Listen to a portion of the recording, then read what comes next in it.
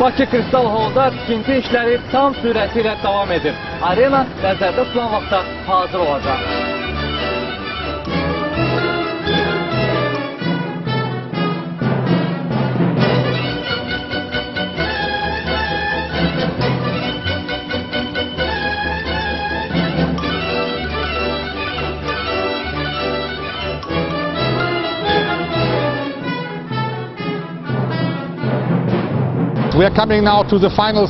Biz artıq Eurovision mahnı müsabiqəsinin keçiriləcəyi məkanın Bakı Kristal zalının tikintisinin son mərhələsindəyik. Zalın əsas hissəsinin tikintisini bitirmişik.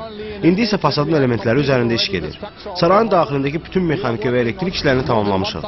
Ümumilikdə 1000 nəfərlik işçi heyətimiz var.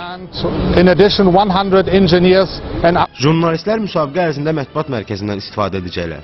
Mətbuat mərkəzinin sahəsi 5000 kvadrat metrdir və müsabiqənin keçiriləcəyi zala yaxındır. Burada konferans zalı və jurnalistlərə lazım olan hər bir şərait mövcud olacaq.